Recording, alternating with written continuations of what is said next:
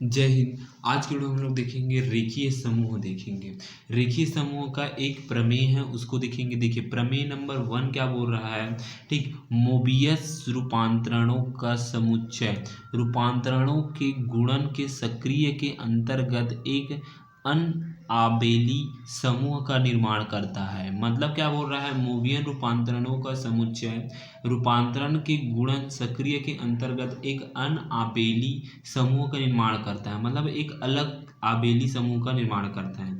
सबसे पहले क्या करेंगे, प्रूफ करके लिखेंगे। प्रूफ माना करके लिखेंगे। माना हमारे पास G is equal to G1 है, G2 है, G3 है, डिस डिस डिस डिस डिस डिस अनंत तक हमारे पास मोबियस रूपांतरण G है।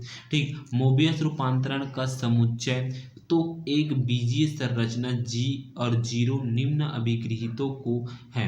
ठीक, निम्न अभिगृहित है तो यहाँ पर देखिए सबसे पहला क्या करेंगे, G1 लेंगे।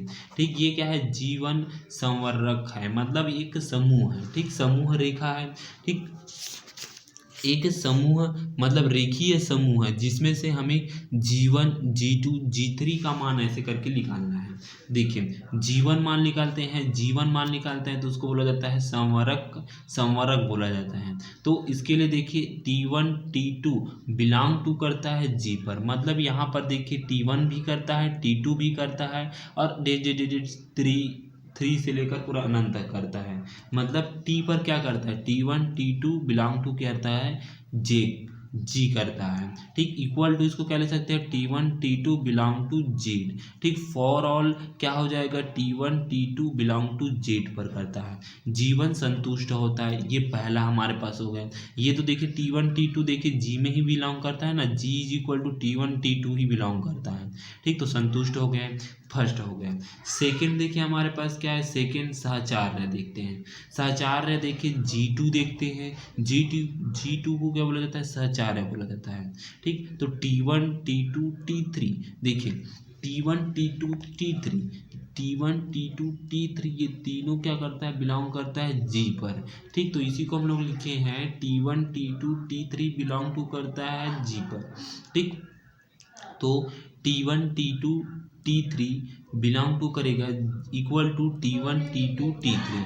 मतलब हम लोग 1 और 2 को क्या कर सकते हैं, कोष्टक में डाल सकते हैं, या तो हम लोग 2 और 3 को भी क्या कर सकते हैं, कोष्टक में डाल सकते हैं। दोनों ही इक्वल ही आएगा। ठीक, जो कि किस पर क्या करता है, G2 पर क्या करता है, बिलोंग करता है, सहचार्य है। यह स्वेच्छ प्रतिचित्रणों के लिए संतुष्ट होता है। यह क्या हो जाएगा, स्वेच्छ प्रतिचित्रणों के लिए क्या हो जाएगा, संतुष्ट होता है। ठीक, इस प्रकार से G2 के लिए हो गए। ठीक, अब उसके बाद देखते हैं G3 के लिए देखते हैं। देखिए G3 के लिए देखिए G3 के लिए देखते हैं तो इसको बोला जाता है तस्मक का अस्तित्व बोला जाता है। किसको, G3 का मान निकालते हैं तो देखिए W is equal to IZ लिख सकते हैं, क्योंकि यहाँ पर G न लिखकर हम लोग क्या लिखते हैं, जब W is equal to IZ लिख सकते हैं, जो इक्वल टू होता है Z के। ठीक, IZ या TZ। ठीक, IZ या TZ को हम लोग Z ही लिख सकते हैं। I एक मोबियस रूपांतरण है, अतः तस्मक चित्रण I का G में अस्तित्व है, G3 संतुष्ट होता है। ठीक, मतलब इसमें I एक मोबियस रूपांतरण है तो क्या हो जाएगा, तस्मक में भी क्या होता है, मोबियस रूपांतरण में G क्या होता है, संतुष्ट होता है। इस प्रकार ये संतुष्ट हो जाएगा। ठीक, तीसरा देखिए हमारे पास क्या है, चौथा क्या है, G4 प्रतिलोम का अस्तित्व। G4 प्रतिलोम का अस्तित्व कहते हैं। ठीक, G4 को तो माना W इक्वल टू क्या मिलता है हमें, TZ मिलता है।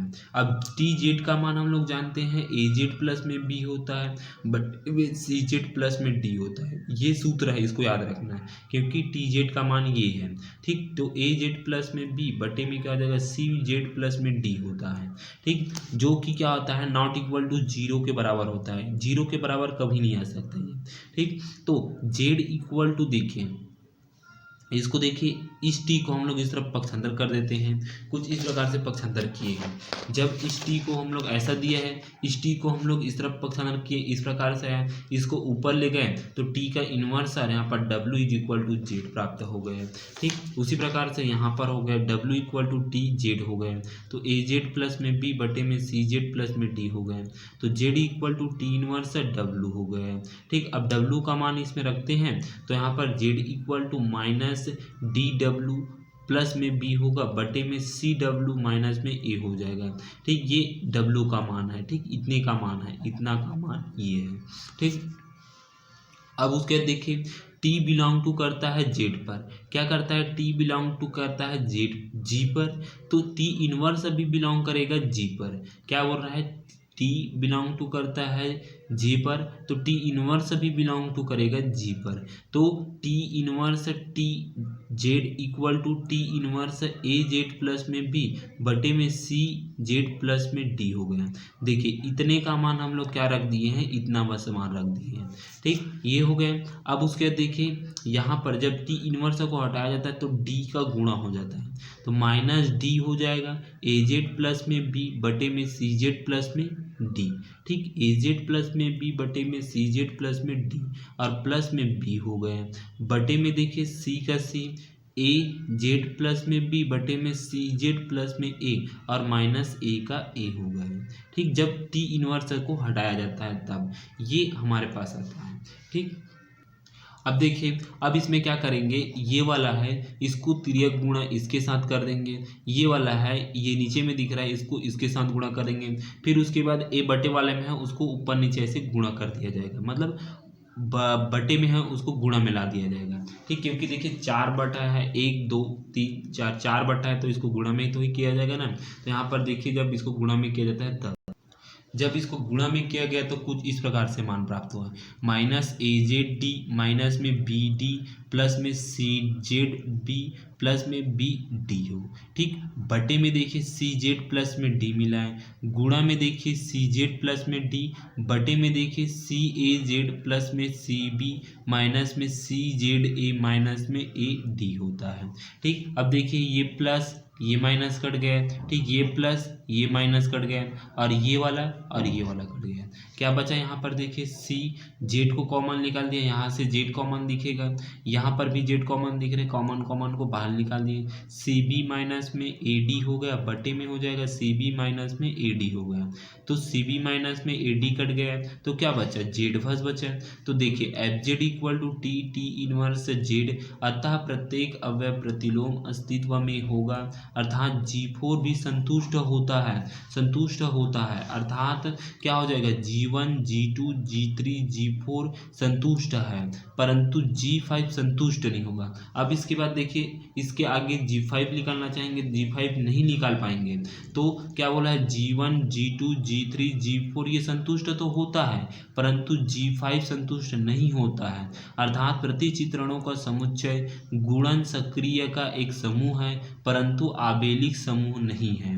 मतलब क्या बोल रहा है, समूह सक्रिय समूह तो है लेकिन क्या नहीं है, आबेलिक समूह नहीं है। ठीक, तो इस प्रकार से ये प्रमेय आपको दिया जाएगा, तो आपको यहाँ तक बनाना है। G5 संतुष्ट नहीं होता है, G4 तक संतुष्ट होता है। ठीक।